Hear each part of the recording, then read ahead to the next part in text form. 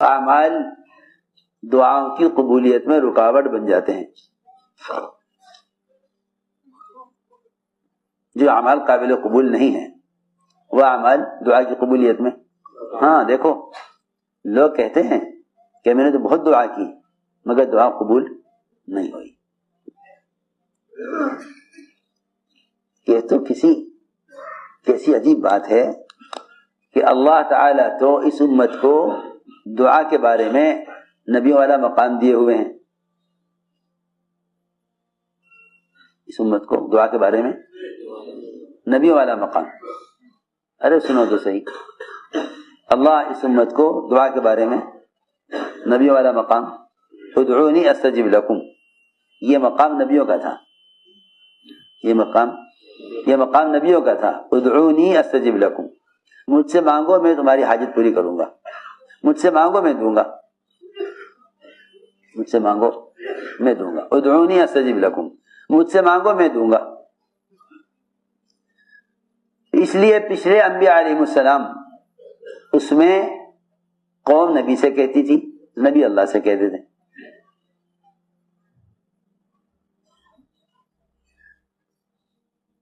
نبی اللہ سے کہتی، قوم نبی سے کہتی تھی کہ اللہ سے کہو یہ کر دیں، اللہ سے کہو یہ کر دیں. جتنی بھی قوم کی حاجتیں اور مسائل ہوتے تھے انبیاء انہیں اللہ کے سامنے پیش کرتے تھے. اس امت کی خاصیت یہ ہے کہ اللہ نے اس امت سے کہا ادعونی استجب لکم، مجھ سے مانگو میں دوں گا. سنو غور سے بات، اس امت کی خصوصیت یہ ہے کہ اللہ تعالی سب سے کہہ رہے ہیں مجھ سے مانگو میں دوں گا. سب سے کہہ رہے ہیں کہ مجھ سے مانگو میں دوں گا. لوگ یہ سوال کرتے ہیں کہ دعا مانگی تھی قبول نہیں ہوئی، تو یوں کہہ کے غافل اور بے فکر ہو جاتے ہیں کہ بھئی اللہ شاید یہ چیز دینا نہیں چاہتے. ارے سنو تو صحیح، بہت اہم بات ہے. اللہ شاید یہ چیز دینا نہیں چاہتے. اس پر بھی کبھی غور کیا کہ آیا میں نے دعا کے قبول ہونے کی شرائط پوری کی یا نہیں؟ دعا کے قبول کی شرائط پوری کی یا نہیں؟ یہ کہنا کہ اللہ کو یہ چیز دینا منظور نہیں ہے، یہ کہنا کہ اللہ کو یہ چیز دینا منظور نہیں ہے. ارے دعا کی شرائط پوری کی یا نہیں؟ اللہ تعالی دو وجہ سے دعا کو مؤخر کر دیتے ہیں، حاجت کو مؤخر کر دیتے ہیں. دو وجہ سے. ایک وجہ تو یہ ہے کہ اللہ تعالی جس طرح ہر سبب میں مسلمان کو آزماتے ہیں ایسے دعا میں بھی آزماتے ہیں. دعا میں بھی آزماتے ہیں. دعا میں آزمائش یہ ہے کہ میں اس کی حاجت کے پورا ہونے کو مؤخر کروں گا، دیکھوں یہ کب تک مانگتا ہے، یہ کب تک مانگتا ہے، دیکھو کب تک مانگتا ہے. اس کی حاجت کو مؤخر کروں گا، دیکھو کب تک مانگتا ہے. لیکن یہ دعا مانگ کر چھوڑ دیتا ہے کہ بھئی یہ چیز اللہ کو دینی منظور. حالانکہ ہم نہیں جان سکتے کہ اللہ یہ چیز دینا چاہتے ہیں یا نہیں دینا چاہتے. ہم نہیں جانتے نا، ہم نہیں جانتے کہ اللہ یہ چیز دینا چاہتے یا نہیں دینا چاہتے.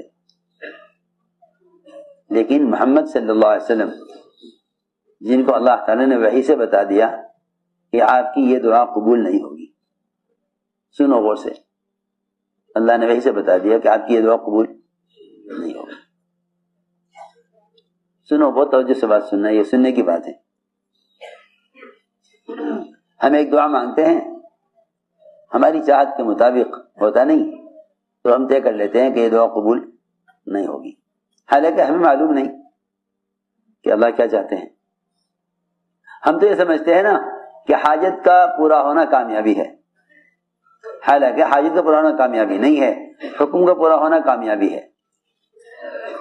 دعا اور عبادت کا حکم ہے، اس لیے اس میں لگے ہوئے ہیں. وہ حاجت پوری کریں تو ان کی مرضی ہے، وہ حاجت پوری نہ کریں تو ہم ان کی مرضی سے راضی ہیں. یہ بات ہے. سنو غور سے، حضور اکرم صلی اللہ علیہ وسلم نے عرفات میں دعا مانگی.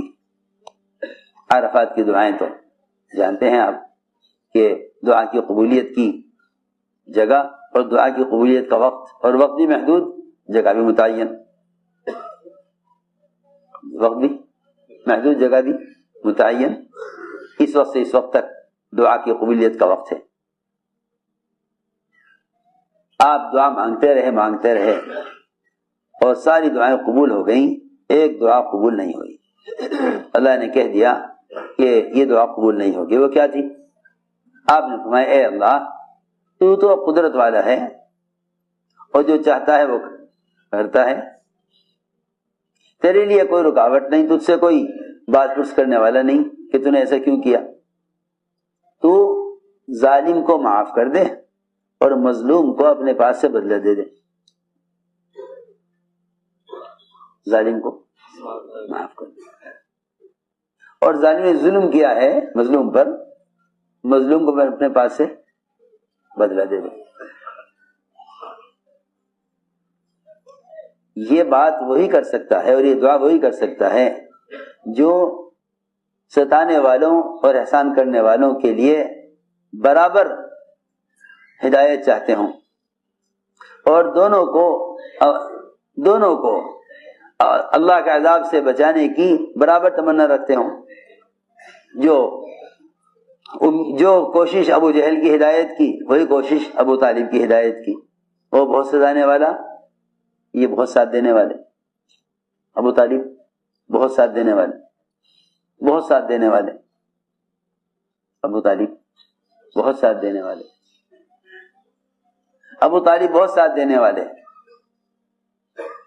اور ابو جہل بہت ستانے والا، مگر دونوں کی ہدایت کی تمنا برابر۔ ہاں سمجھ آ رہی بات؟ ایک محسن آپ پر احسان کرنے والے اور ایک آپ کو ستانے والا۔ میں نے عرض کیا کہ آپ نے فرمایا اے اللہ مظلوم کو اپنے پاس سے بدلہ دے دے، ظالم کو معاف کر، تو اس پر قادر ہے۔ اللہ تعالی نے جواب میں فرمایا کہ یہ دعا قبول نہیں ہوگی۔ ارے سنو تو صحیح، یہ دعا قبول نہیں ہوگی۔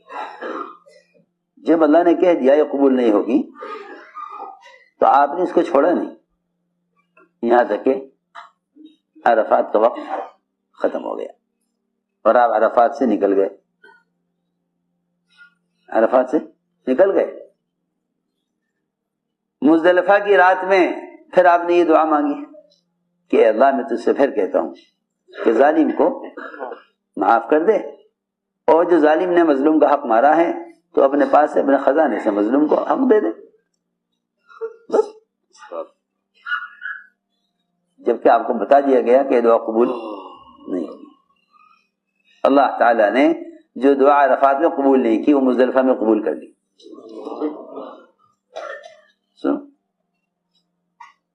ہمارا حال یہ ہے، ایک نماز کے بعد دعا مانگیں گے، اگلی نماز تک ہو گئی حاجت پوری تو ٹھیک ہے، ورنہ چھوڑ دیں گے۔ جی ہاں، اور بتاؤں کیا ہوگا؟ آج کل تو عجیب ہی حال ہے، آج کل لوگ پوچھتے پھرتے ہیں بزرگوں سے اور تحقیق کرتے رہتے ہیں کہ بھائی یہ بتاؤ آج کل مستجاب الدعوات کون ہے؟ کون ہے؟ کہاں ملے گا ایسا کوئی آدمی جس کی دعا قبول ہوتی ہو؟